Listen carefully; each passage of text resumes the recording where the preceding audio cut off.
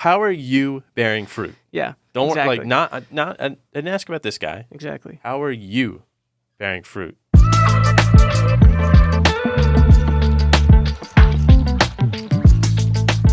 Welcome to the episode. Before we begin, remember you can ask us a question and we will answer it on the podcast at the end of the episode. You can ask us by emailing us at basicallyrelatedpodcast@gmail.com. Also, if you enjoy this podcast, please like, share, subscribe, and leave us a review.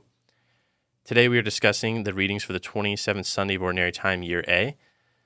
The prophet Isaiah delivers a poem about Israel's covenant failures and the removal of God's protection.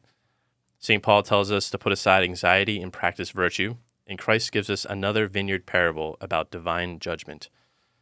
But first, the sacred and profane.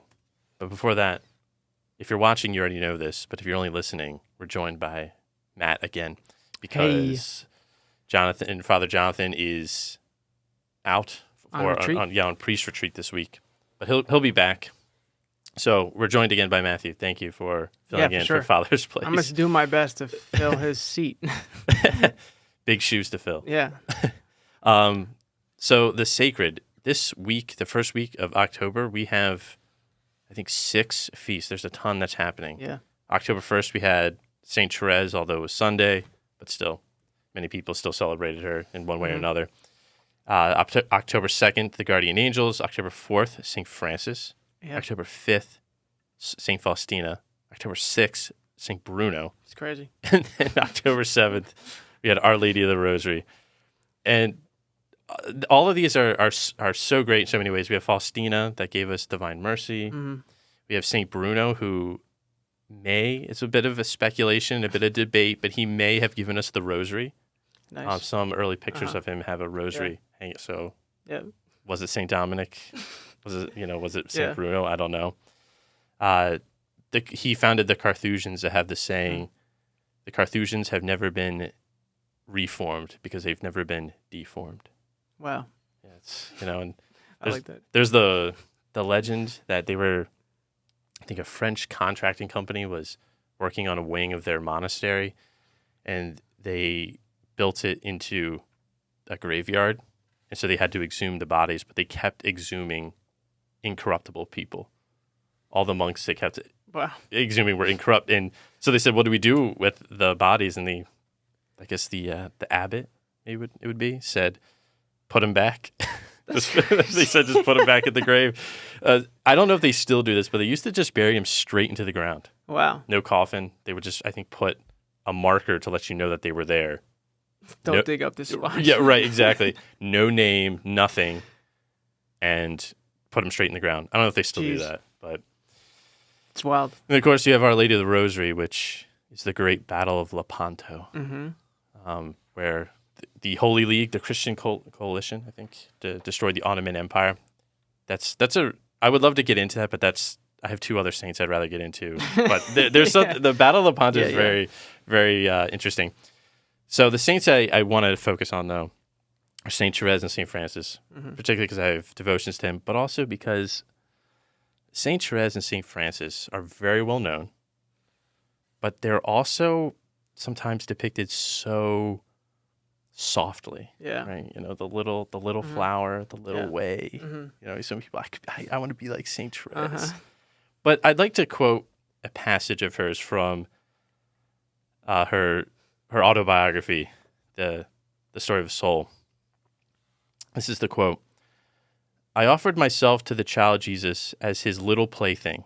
I told him not to use me as a valuable toy children are content to look at, but dare not touch, but to use me like a little ball of no value, which he could throw on the ground, push with his foot, pierce, leave in a corner, or press to his heart if it pleased him. In a word, I wanted to amuse Jesus and give him pleasure." So St. Therese's main influences are St. John of the Cross, obviously, and the Imitation of Christ. And in this passage, she's saying, I am content to be abandoned by Jesus. Right. I'm content to be nothing but like a little plaything, just be thrown in a corner, and that's it. And that was the essence of her little way of this abandonment, that I will become as little as possible so that God may be Right. glorified. Uh-huh. That's intense. To be Yeah, like, that is that's more intense than you would think. Yeah. You know, like it does seem like, oh, like, you know, I like abandonment to God's will. It's like, yeah, but like she is suggesting that she's willing to go into these periods of desolation of what feels like abandonment and all the the trials that come with it for the sake of Christ, which is not something you say lightly. exactly. That's exactly what she's saying is I'm willing to be either close to you, Yeah. pressed to your heart, or if you will it, to be thrown in a corner, never to be looked Right. at again, to be seen as nothing. Right. I mean, of course, a lot of people maybe say that, right? Like, humility, see me as nothing. Yeah. But to actually say to Christ, I'm willing to be nothing to you. Right. That's Yeah, there was pretty hardcore. Isn't there like a there is a saying of like don't love the consolations from God, rather love the God of consolations. Yes. So there's that whole aspect of just feeling like, oh yeah, you know, like give yourself over to Christ and He'll make you feel good, as opposed to being like, no, give yourself over to Christ because that's who you should be, Yes. regardless of the feeling. Yeah.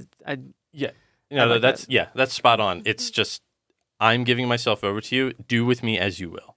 yeah, right. To truly believe that, as opposed to yes. just say it. Yeah. Yeah. No. So I mean, it's true. She is a great saint, and she does have the little way and everything like that. And pray to her. Sometimes you get roses.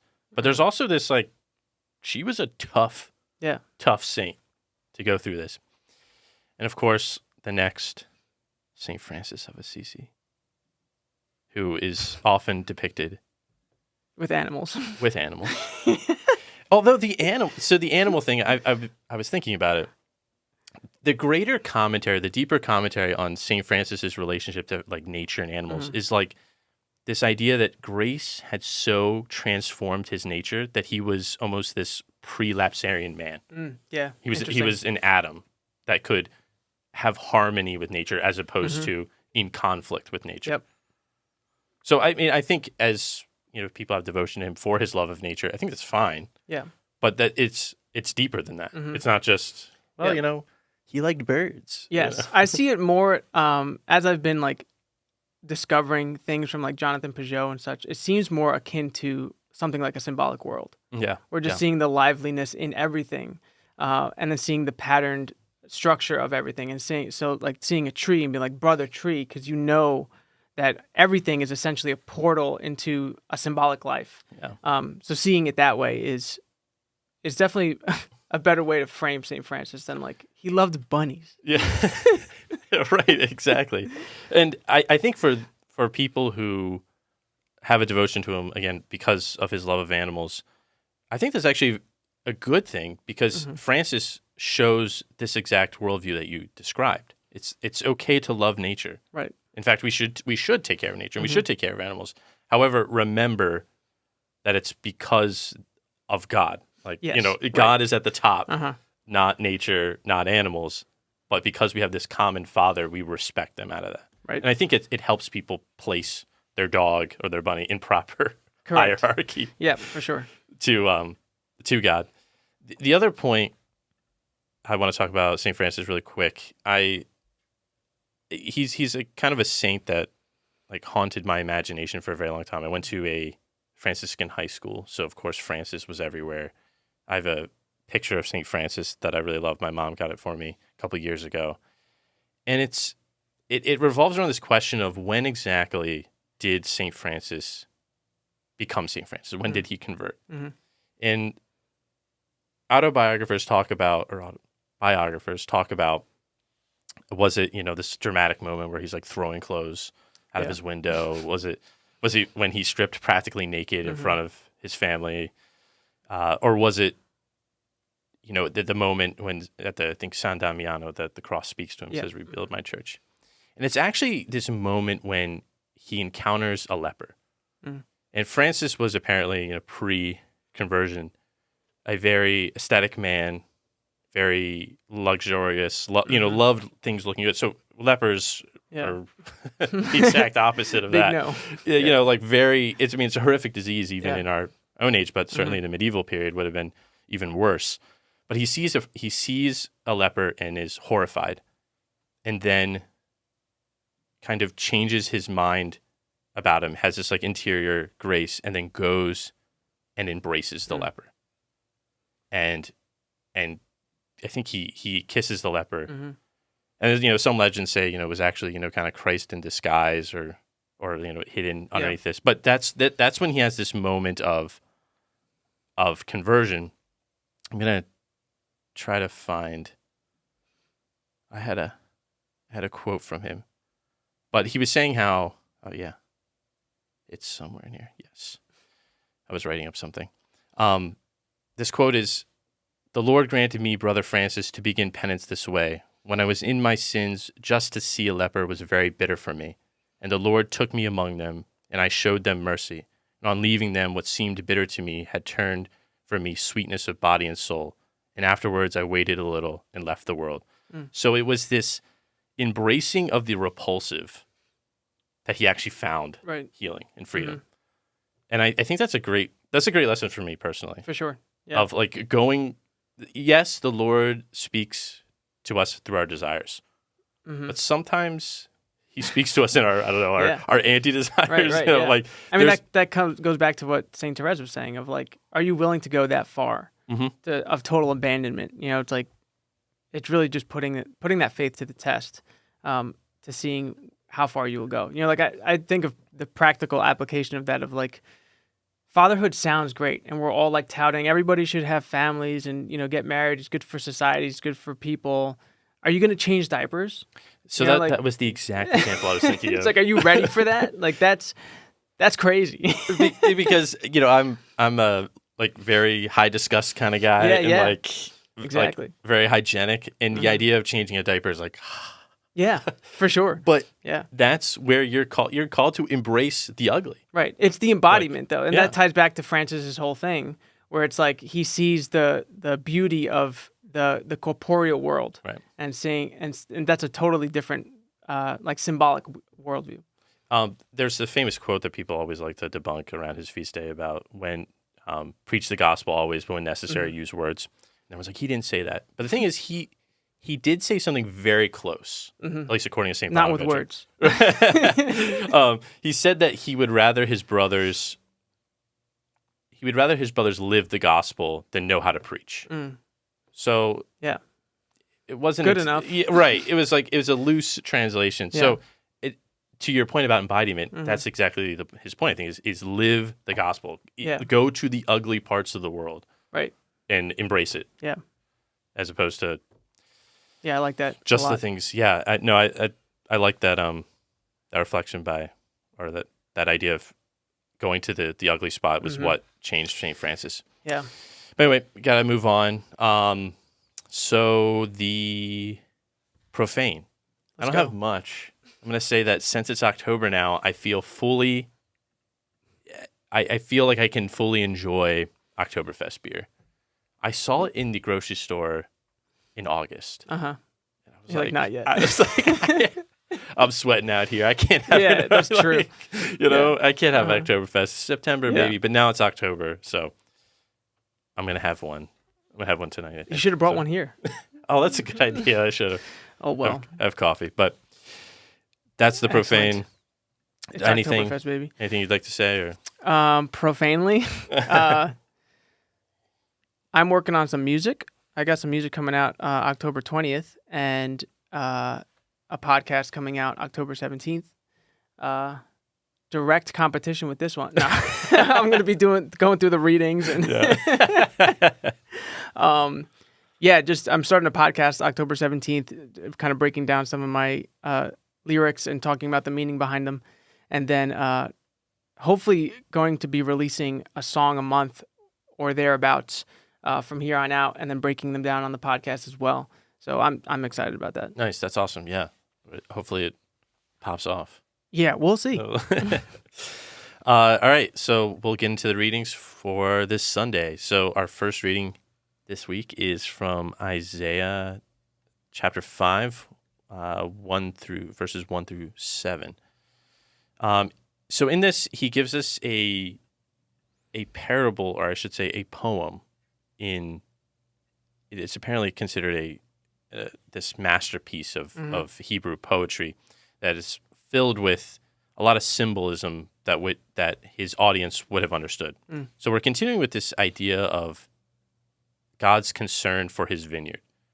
And in the reading, it talks about how Isaiah relates that he has a friend who has this vineyard who he put it on a fertile hillside, and he spaded it, he took care of it, he cleared the rocks, he put the choicest of vines and built the watchtower, everything for it.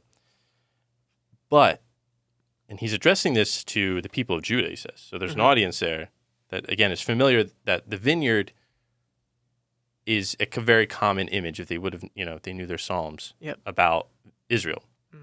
But he makes it clear that he's speaking of Israel. But he says, what more was there that I could do for my vineyard that I had not done? When I looked for the crop of grapes, why did I find wild grapes? And relates that the master of the vineyard, the Lord, will hand it over to, it sounds like nature. It doesn't even necessarily sound like there's going to be people who go through and destroy it, but just I'm going to let nature take its course and trample it. And give it to grazing, break through its walls, and let it be trampled. Yeah. And so I wanted to kind of, I guess, unpack some of the rich symbolism in here and kind of discuss this idea, I think, of infidelity and I think gratitude and remembrance. Because I think that's going to be the core of what happens throughout these readings is this idea of gratitude and remembrance. I guess a definition, we could say, of gratitude is a remembrance of past favors with a desire to make a return on it. Yeah. And what Isaiah is getting at is that the vineyard, the people who worked the vineyard, were ungrateful or forgot that they were supposed to make a return. They forgot these favors that God did for them. And that'll be expounded more in the psalm. This idea that the Lord had taken Israel out of a place and planted it someplace else and protected it, but they seem to have forgotten that protection. They seem to have forgotten where they came from. That seems to be, like I said, the theme right now. And, well, I feel like I've been going on. No, I like that a lot. The idea of gratitude being central to sustaining the vineyard. Yeah, there's definitely something here. We talked about this earlier on the podcast, and we'll kind of flesh it out later as we get to the gospel. But there's something here that has to do with identity, where there's, somebody who creates a vineyard is setting up the walls and a frame in order to identify something, and in order for that to sustain itself, there has to be a remembrance, a gratitude of its purpose. And if not, it loses its identity, and therefore the walls break away. So its container, its boundary is gone and will be left to ruin, the outside, where the overgrown thorns come in. That harkens back to the thorns at the edge of Eden, on the outside. Right. All of that starts to come in and the identity is lost. And so I think you're right that remembrance and gratitude are a key central point here in order to sustain any type of identity, but particularly this one that Isaiah is positing to his people. That symbolism of the thorns and the briars and its connection to Eden, that's a really good one because that is sort of a consequence, I think, that God says of sin, is that now you're going to have to compete with I forget exactly the language, but it's the soil is going to be hard to deal with. So you're going to have to deal with these rocks, and you're going to have to deal with these thorns and briars. So it's almost as he's saying, I was willing to take care of these for you in the vineyard, or I took care of them for you. Right. But now, since you are not remembering the favors that I did for you, I'm going to bring them back. Right. Because of your infidelity to me. I'm going to kind of make you feel the consequences of sin again. Right. That's a really good point. This idea of bearing fruit is, gosh, that's such a Goes everywhere. it's like that's eat into the Eucharist. literally, and, Yeah.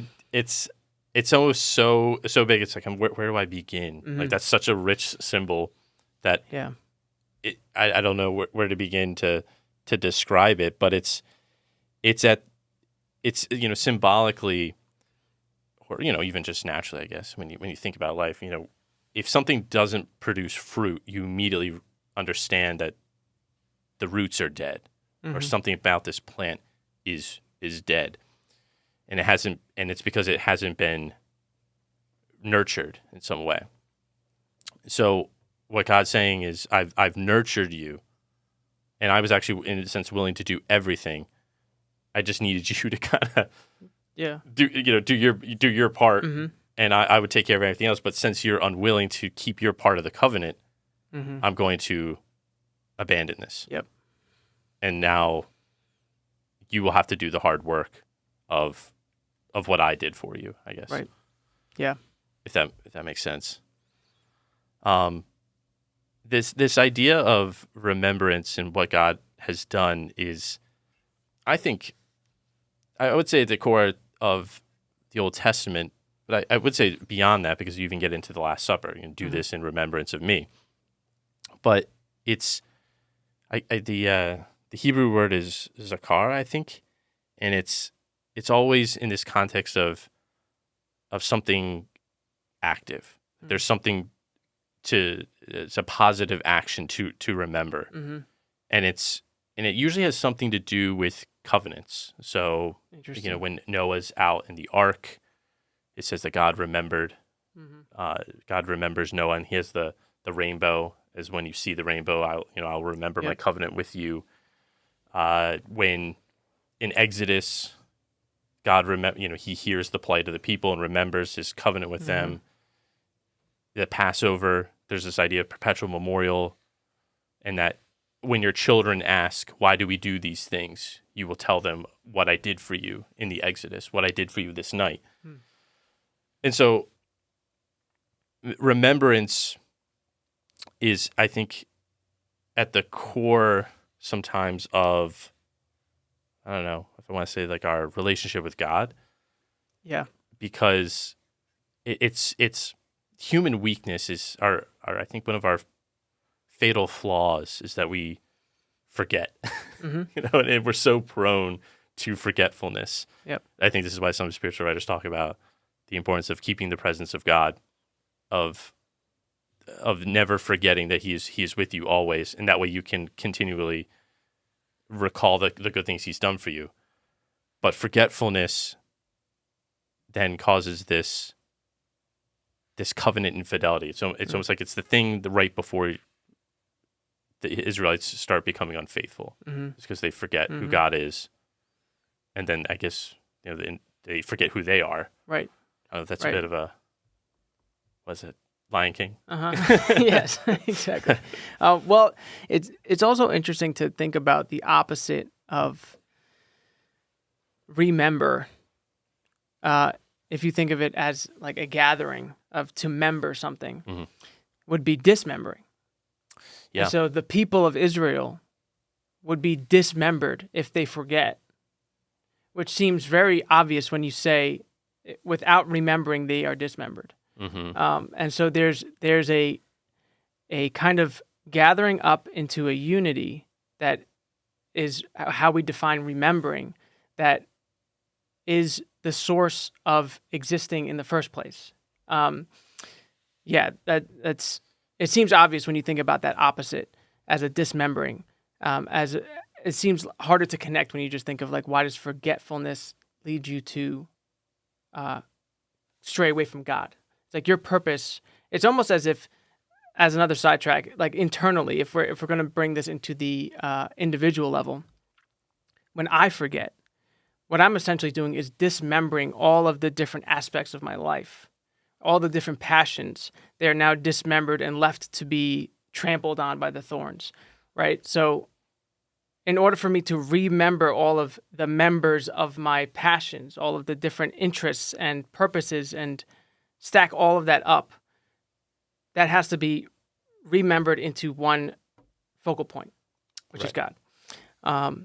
Yeah. Well, when you're talking about dismember, it's like, well, that's actually the final judgment on Israel, is that they're dispersed. Mm-hmm. You know, that they're supposed to be united in this land and then ultimately united in the temple in Jerusalem. Mm-hmm. And then from there, God. However, the final punishment against them is that they are scattered in the diaspora. Mm. That when the punishment or when infidelity gets so bad, it's always a banishment from the land. You know, they go to Babylon.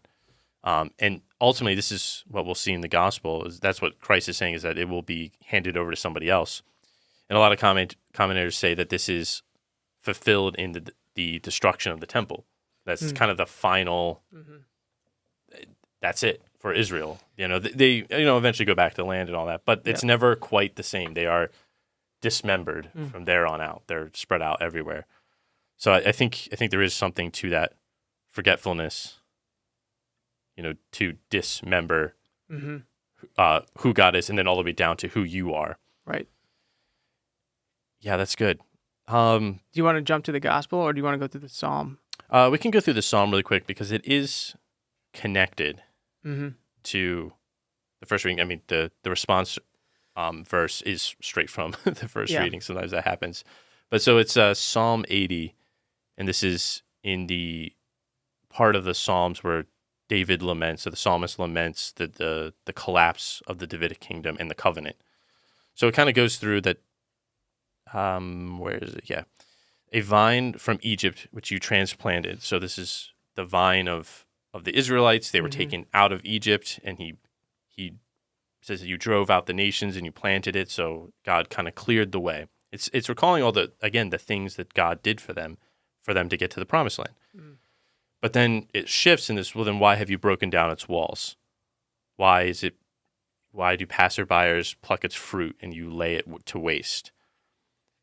And then it's this plea to come back and to restore the kingdom, which is what we're going to see Christ do.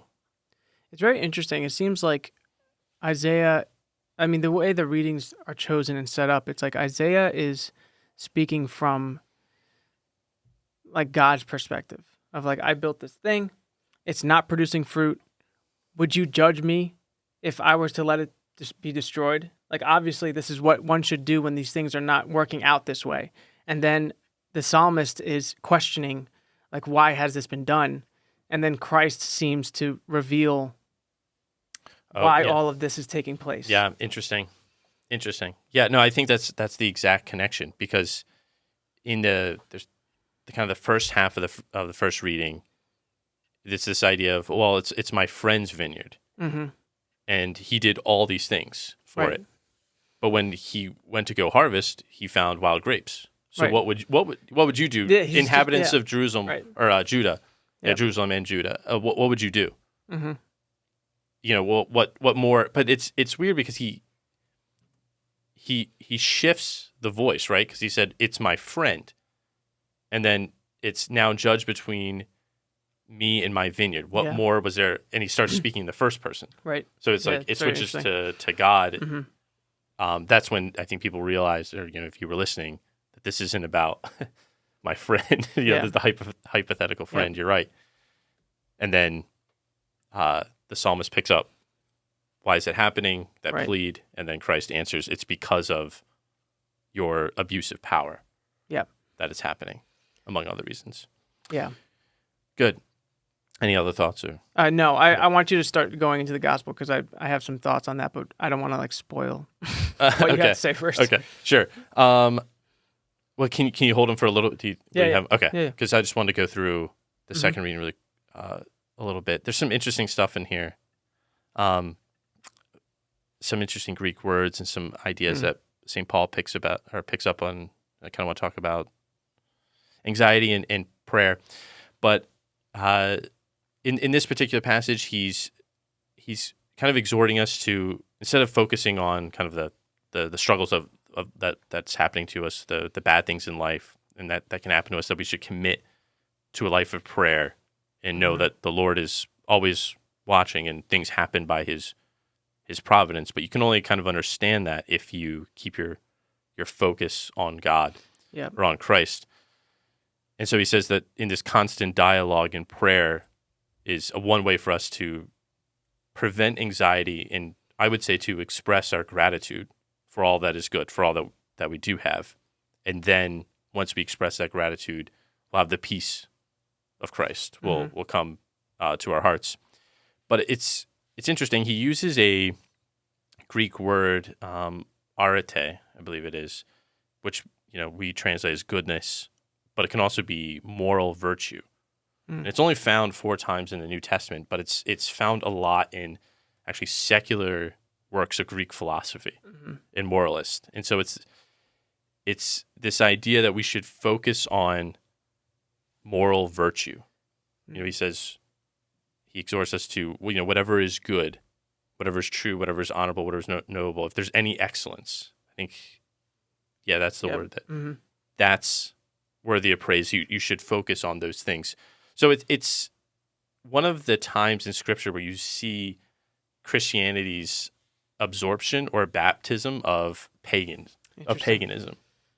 right? Because he doesn't kind of full sail, obviously, say like everything pagan is good, but there are pagan virtues that Christians practice, right?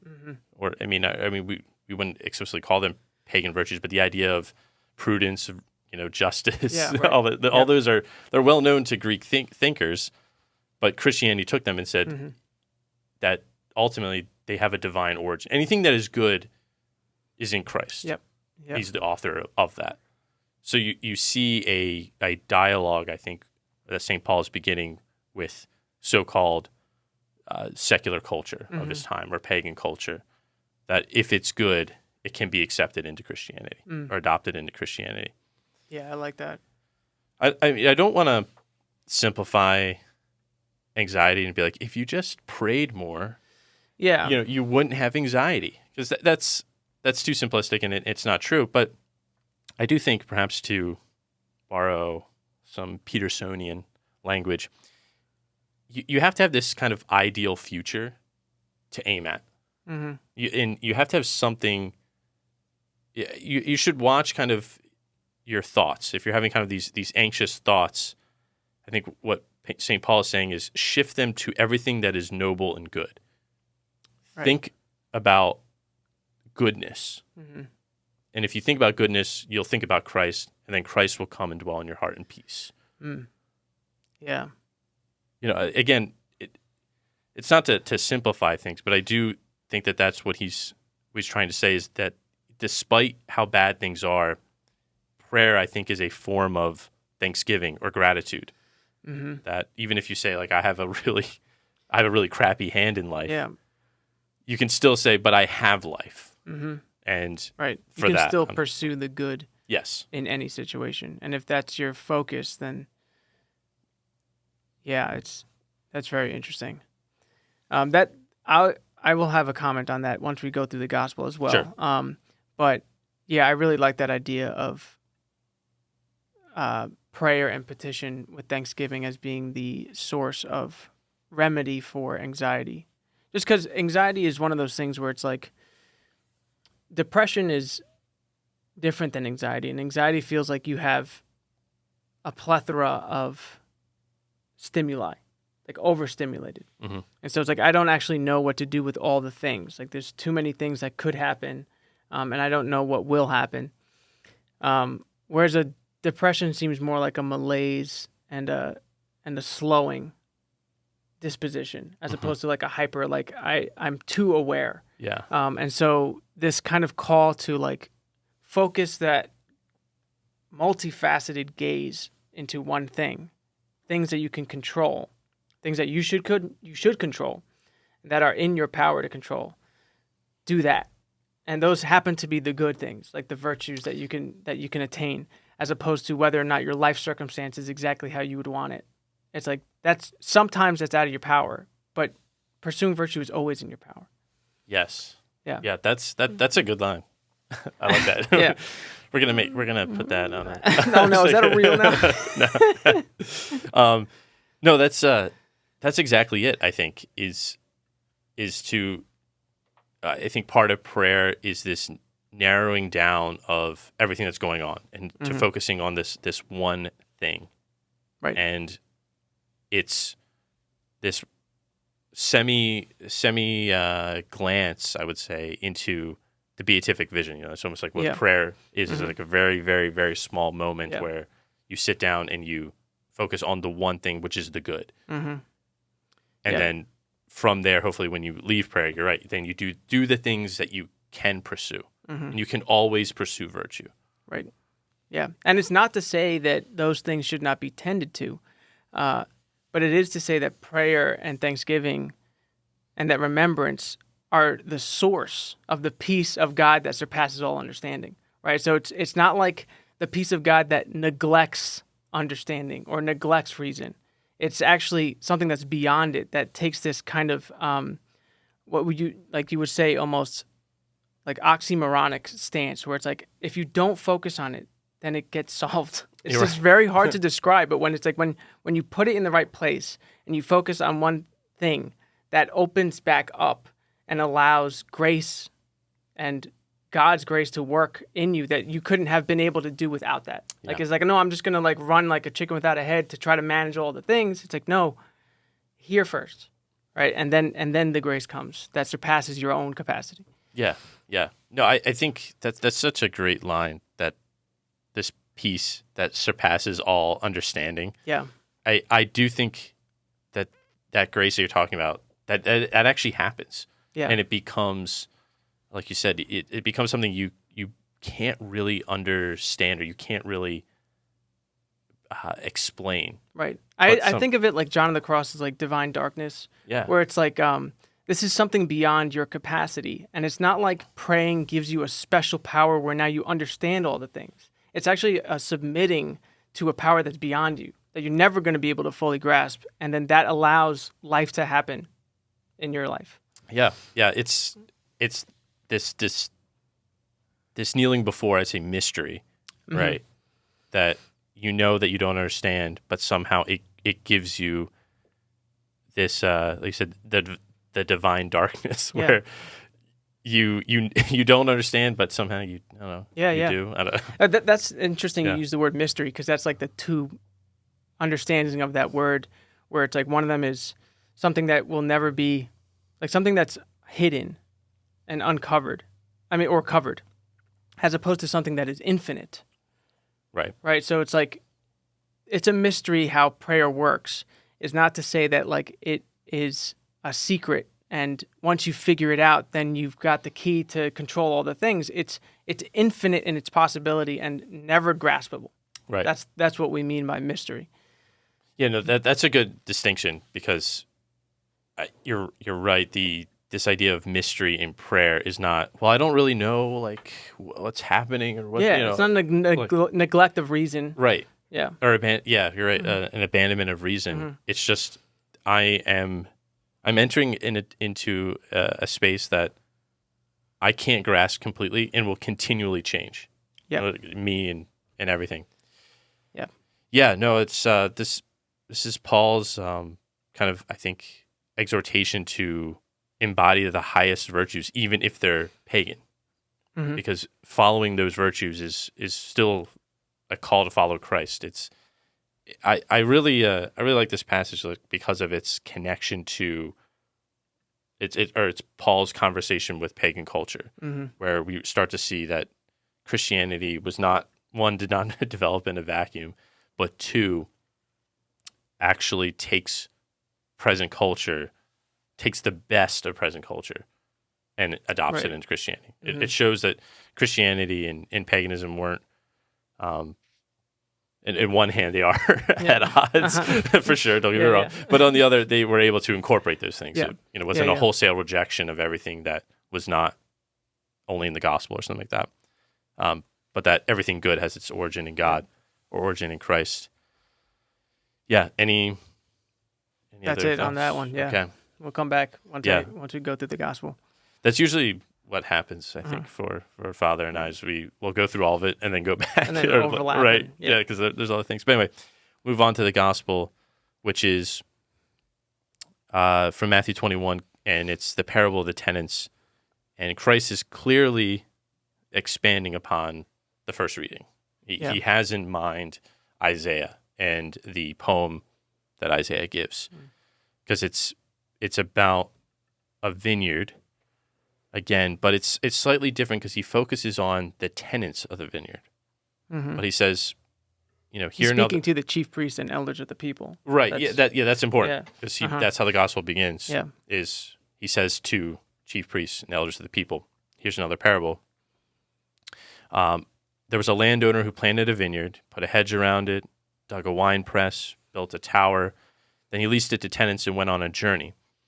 When vintage time drew near, he sent his servants to the tenants to obtain his produce.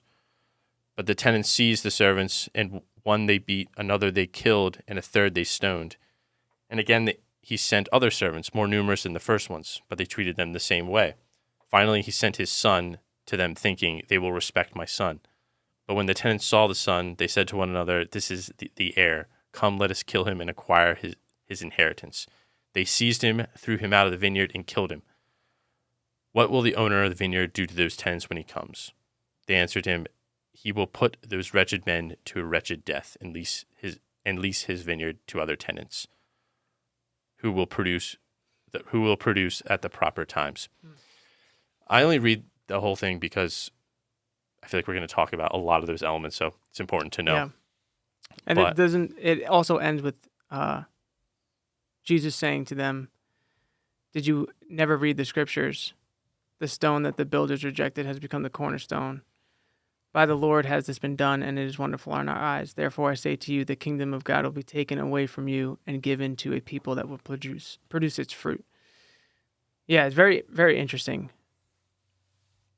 So, again, building off common imagery of the vineyard,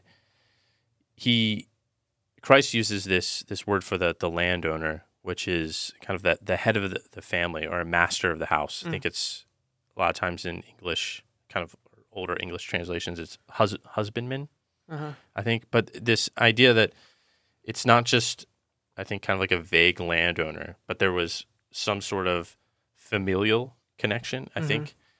And that's very common for God in the Old Testament to refer to the people of Israel in this covenant, like relationship language, and not just kind of pure Lord it over them. And I think Christ is trying to do that again. Is this vineyard was meant to be something of a household, but you have, in the words of Christ, turned it into a den of thieves. You've taken it for yourselves, something that was not yours, because he says, the landowner leased it to them. Right. So they don't own this property, but yet they think they do. They're servants of the vineyard. Right. But they want to become masters of the vineyard. So trying to wrestle it from his hands, I guess. So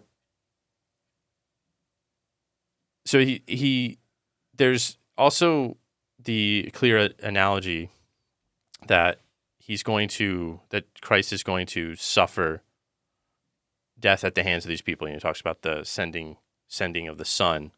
Yeah. And so you also have the symbol of, or the images of the prophets that they sent many of the servants that they beat and killed.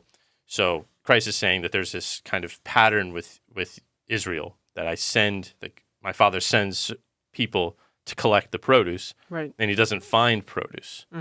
He finds, as the first reading says, he finds bloodshed and no justice. Right. So once again, the tenants who should have produced something to him actually only kill, which we talked about a little bit before. No, but that was something else. That was something, I think. Yeah, this idea of death. Yes. Yeah, we'll get to that. That was before we started recording. Yeah. Yeah, that's very interesting. The first thing that came to my mind was like that image of the steward of Gondor, where he assumes that the ruling of Gondor is his. That forgetfulness of your place. Yes. Is very interesting because it does seem like one would wonder why the tenants would not give the master their produce. And it would be either they didn't do the work and they're hiding their neglect, or they're keeping it for themselves. And so it is in both cases, it is a forgetfulness of what they were even doing in the first place. Yeah, that's true, because once the idea that perhaps the king of Gondor is coming back, the steward becomes enraged, and it's like, no, it's mine. And so, I guess did you forget that it was like you were supposed to be here until the king returned? Right. Like you completely forgot your whole place. It's just interesting that it would seem obvious that it's like, yes, I leased this land to you. Where's the produce? Right. No, that's true. The landowner comes to receive what is rightfully his. Right. But for some reason, that's not given, that we're expanding upon, but the tenants refused. Mm-hmm. Instead, they killed all those who came. And if we take, I guess, the obvious historical analogy, which is that the servants or the prophets and the tenants are the people of Israel, it's almost like Israel didn't want to hear what the prophets had to say. Yeah. And so they didn't want to hear that they hadn't produced fruit. Mm-hmm. So there's maybe, so I hadn't really considered until you mentioned it, this idea that maybe they didn't do the work. Right. It wasn't even that they produced something and they kept it, which I think is possible. Yep.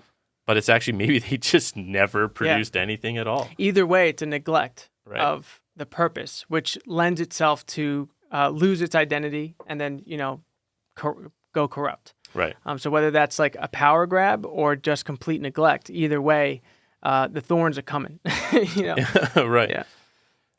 Yeah.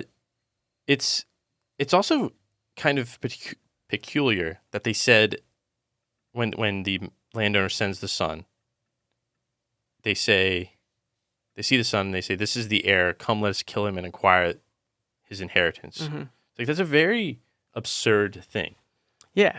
Because killing the son is not going to, why would you inherit what he has just by killing him? Right. Yeah, one would assume that they would have to hide that in secret. Right. And say, your son died somehow. And he's like, oh, I'm so, that's so unfortunate here. You can be the heirs now. Right. It is, but it is kind of it speaks to, the madness of that forgetfulness being, complete neglect to the point where they don't even remember how this hierarchy would work in reality. So they're going about, just kind of hacking away at these people, trying to obtain power without understanding. It's like, oh, that when you do that, then consequences happen. Right. So Pope Benedict actually commented on this passage and said something that this passage is emblematic or symbolic of what is happening in our present age, he thinks. That he says, Christ's parables always speak in the present, but with an eye to the future. So what he sees in the death of the son is Nietzsche's proclamation of the death of God. Mm. So the son comes and he says, let us kill the son and take his inheritance. He says, let us declare that God is dead. Wow. Then we ourselves will be God. At least we no longer have anyone else to look up to. Rather, we simply are the owners of ourselves and of the world. And we can do what we please when we get rid of God. Mm. There's no measuring rod above us. We ourselves are the only measure. And then he asks, what happens to man in the world next? After that happens. But I think it goes along with what we've been saying, is they do not want any sort of outside accountability or responsibility because they have forgotten God, right, or forgotten who they are.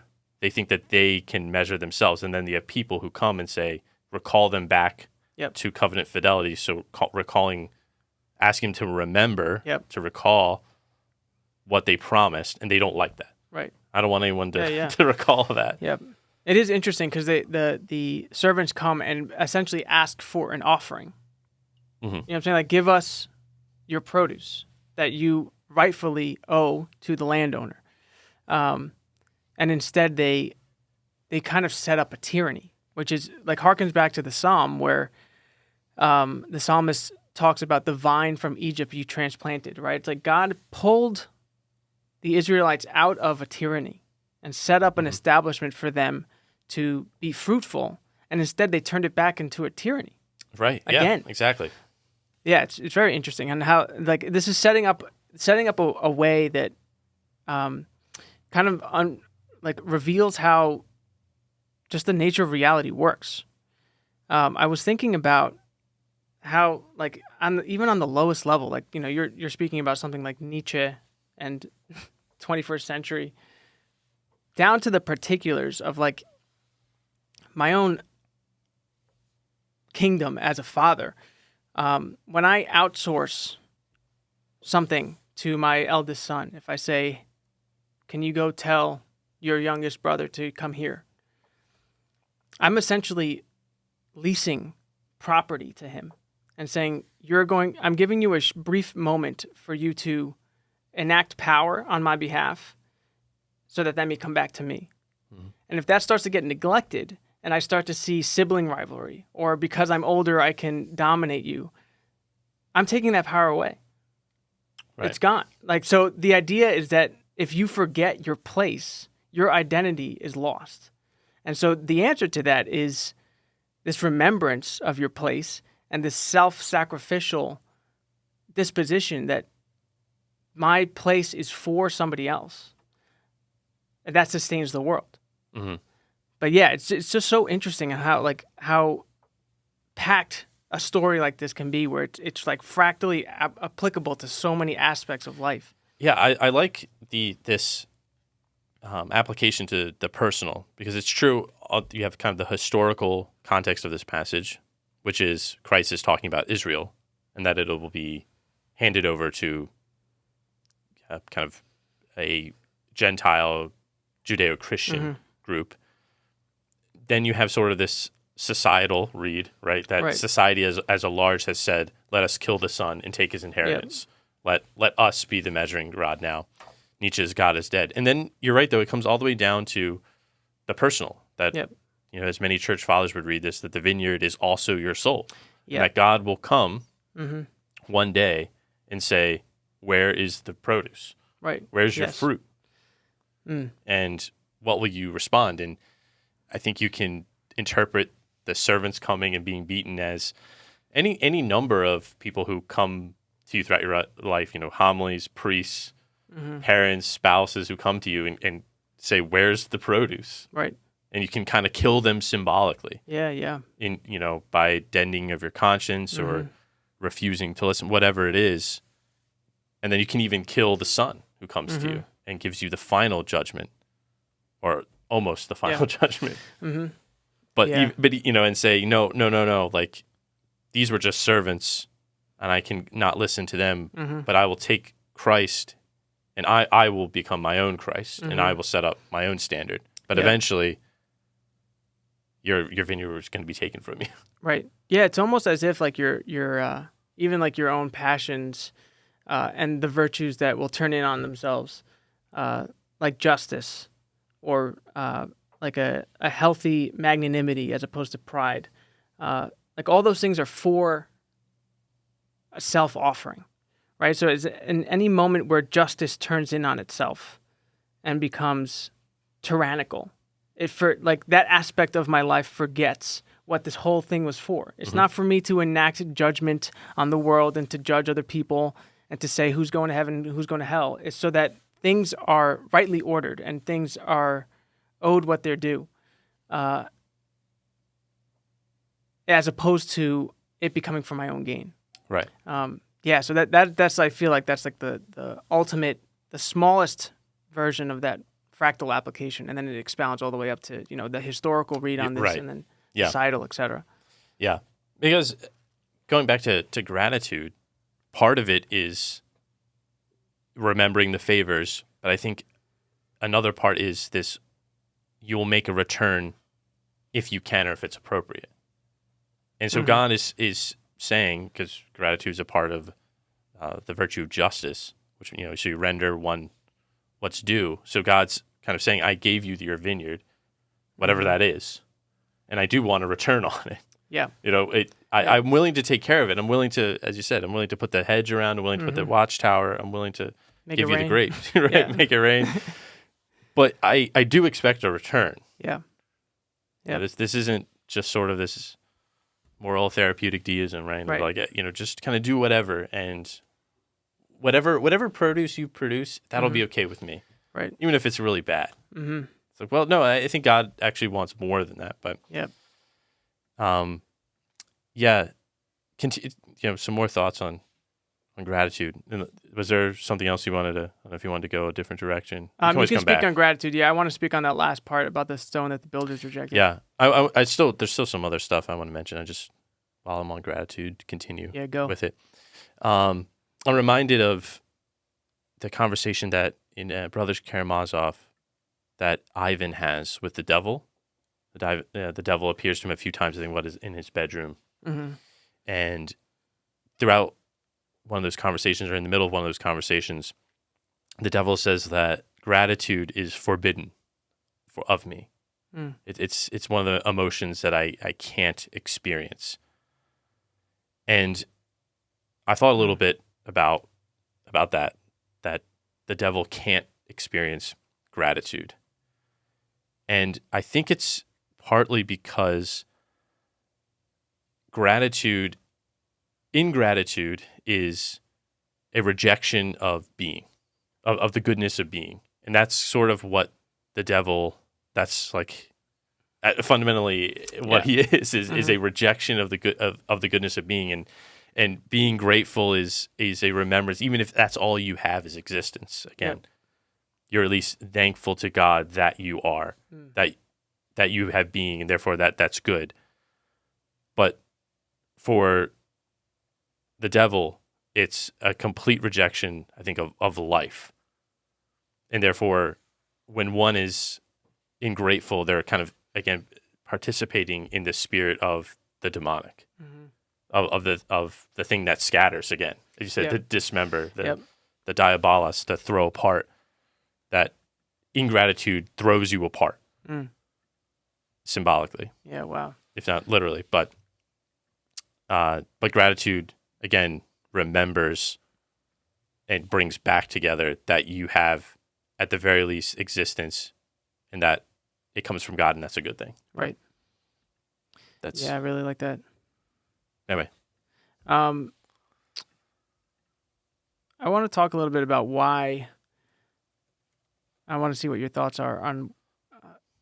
Jesus finishes this parable and asks them, like, what would the owner of the vineyard do with these tenants? And then they answer, well, they put them to a wretched death. And then he says, the stone that the builders rejected has become the cornerstone.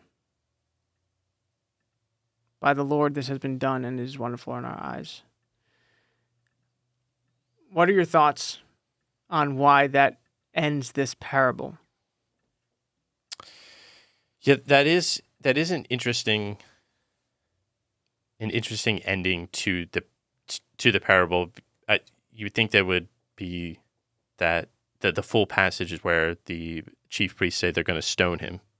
Yeah. Or they're gonna seek a way to kill him. So I think this is partly because, or it ends this way, or Christ inserts this scripture reference, is because the thing, man, I'm trying to figure out how to say this. The thing that holds the structure together is that is perceived to them as useless. So it's the thing that they rejected. Yep. But the thing that they rejected, which is the coming of the Christ and his I guess prophetic mission, is inversely, to use Nietzsche again, a revaluation that is actually the thing that is going to rebuild the kingdom that's taken away from them. Mm-hmm. I don't know if that makes any sense. Yeah, no, that's exactly where my mind was going with this, because it seems like what would the tenants have to do in order to be good tenants? They would have to acknowledge their place as under the auspices of the landowner and give the fruit at the appropriate time. And so there's this idea of offering and a kind of outpouring, which I think is a cornerstone to this parable. Something like death, something like abandoning oneself and pouring oneself out in order to sustain this identity of the vineyard. And so that the stone that the builders rejected, I like how you said that from their perspective, right? So from their perspective in their kind of tyrannical world that they've built, they're trying to eradicate death and just continue to build without understanding that death exists, right? Consequences happen. What Christ is saying is that is going to be foundational to all of reality, right? It's like that movement of the sacrificial altar into the Holy of Holies. Sacrifice is actually the cornerstone in which all of reality exists, even down to like how identities present themselves. And so, in order for a vineyard to sustain, all of the hierarchical positions have to know that there's something above that they're offering themselves up to, right? So, and then now we're going to zoom out at another fractal level. In order for my eldest son to understand his place and to continue to hold a place of extensionable authority that I grant to him, he's going to have to know that he has to outpour himself back to me in order for that to sustain, or else it's going to go away. Same thing with my own passions, right? My passions have to completely outpour themselves out to God in order for anything good in my life to sustain. Once it turns on itself, once it doesn't die to itself, then it loses its identity and its structure. So I feel like the stone that the builders rejected is essentially Christ saying, my mission and my crucifixion is going to be a symbol of the foundation of everything that exists. Yes, that's what I was thinking. This stone that they rejected is the son that they took outside the vineyard and destroyed. Right. That they killed. But actually, that's the stone that keeps the vineyard going. Right. What does it mean to bring the son into the vineyard? Right. It's and the son being Christ, if we're going to see it that way, as being he who completely outpours himself. Right. Right. So taking in that part as a central piece of your identity, taking that into the vineyard is what sustains the world. And if you don't remember that, if you're given a vineyard and you forget that, whether you're church leader, father, individual, whatever, that'll be taken away and given to somebody else who will produce fruit. Right. Yeah. That's an interesting observation, that they didn't see him from afar and kill him. Mm-hmm. They actually let him into the vineyard, because it says they threw him out of the vineyard. Right. So therefore he must have been in. Yep. But so he comes in, and then they have to take him out. And so this is obviously an illusion that this is how Christ is killed, right? He's killed outside of Jerusalem, outside the city walls. However, I think there's also a greater commentary of kind of expelling taking something outside of order, killing the thing outside in chaos, or the thing that disturbs the order has to be thrown out. Yeah, like a scapegoat. Right, exactly. The scapegoat is all throughout the Old Testament, particularly with that. But I think also lepers, things like that. Irregulars have to be on the outside. But he's saying that although you sacrificed me outside the city walls, you put me on the fringe, you rejected me, that rejection is the cornerstone. Yep.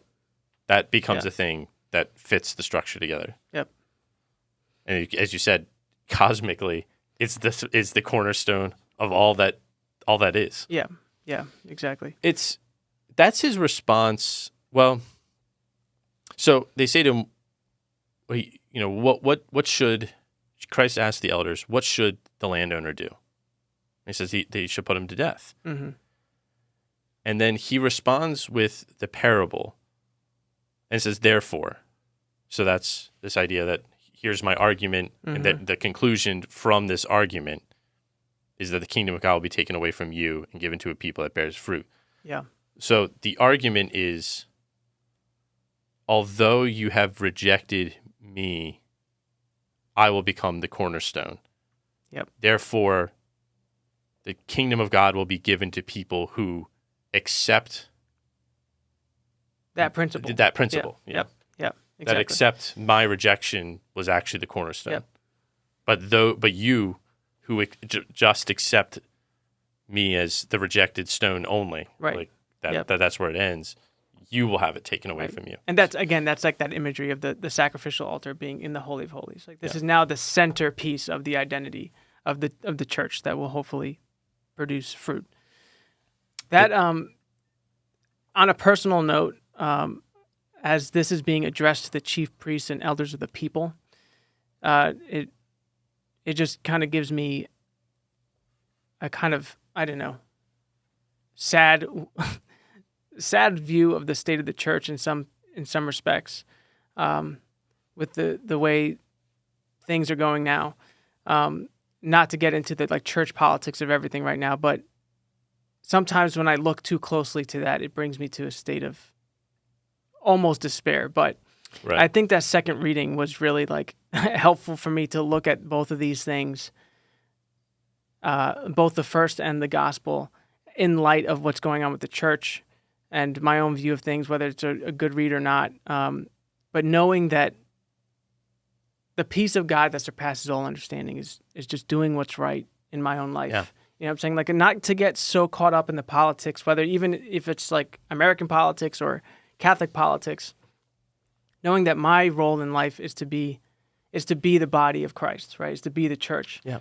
And so that brings me a place of peace and a removal of anxiety of what's going to happen and how all of this is going to sort itself out. It's like, it's not my place to do that. I'm not a member of the clergy. So God bless. I need to raise my family, and pursue my own prayer life.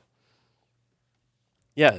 As we said, the vineyard is multiple things. It's the church as an institution, and then your personal level. Right. When it comes to some of these bigger issues, sometimes I don't necessarily advocate to bury your head in the sand, but I'm very prone to just go home, make your bed, and pray to your Father in secret, who sees you in secret. Yeah, for sure. There's a big part of me that's like, yo, what's going on with Pope Francis? What's going on with here and this bishop and this cardinal said?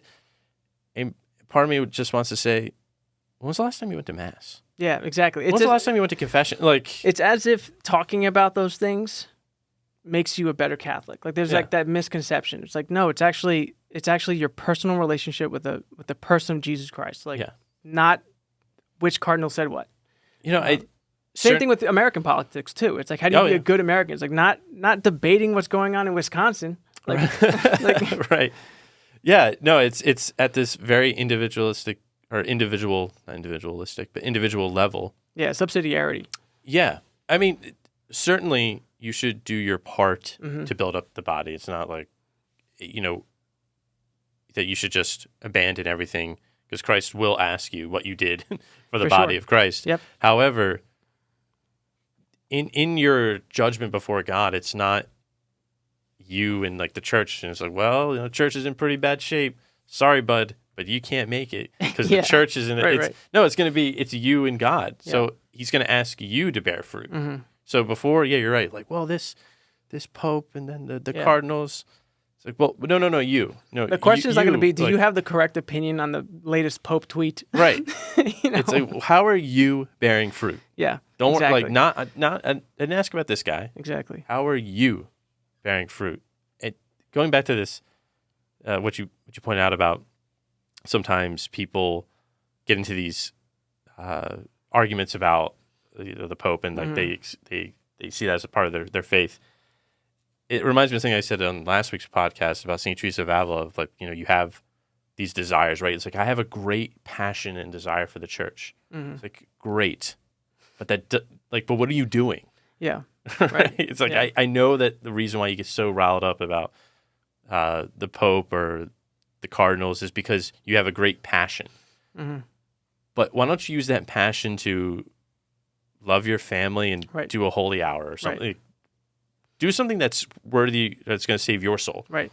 Some are called to that more public ministry, but most are not. Like it's really just, and even the ones who are should understand that it works at that fractal level of like, if you try to change the world without changing your person, this is like the Petersonian stuff, where it's like, clean your room and then build on that. So it's like, your faith doesn't rely on you knowing all about the politics of how Rome is set up. Like, yeah. Right. And I think actually, some of our saints over this past week exemplify that, right? It's like you have Saint Therese, just like the little way. Right, a French girl, in France, like no one knew her. And a lot of her sisters thought that she was a kind of a nobody. Yeah. Saint Faustina, again, hidden away nowhere. Saint Bruno, I mean, these guys are like, the Carthusians are still one of the strictest orders in the world. Like no one knows who they are. Yeah. But it's like, because that's how they sustain the world, though, Yep. is this hiddenness. And it's the same thing with, I think, families, is stay faithful to your vocation and role. Yeah. Yeah, exactly. Do that, produce fruit in whatever vineyard you are at and are called to. And don't worry, and hopefully things will sort itself out. Yeah. Stay informed, but I always struggle with, at what point is staying informed? Yeah. Like, what's the line of, I know what's going on and I know too much? And now I have anxiety. Right. For sure. Yeah. I think you made a great point about the second reading's connection to the gospel of just focus on what you can do. You can always practice virtue. Do that. Yep. And be grateful for what the Lord's done for you so far. But yeah, absolutely. Any other thoughts, or that's it? That's all I got. Yeah. That's I think is a good place to stop for us. Yeah, well, I think we'll stop there. Okay. Cool. Thank you so much for listening. Matt, thank you so much for joining us. Yeah. And we will see you next week.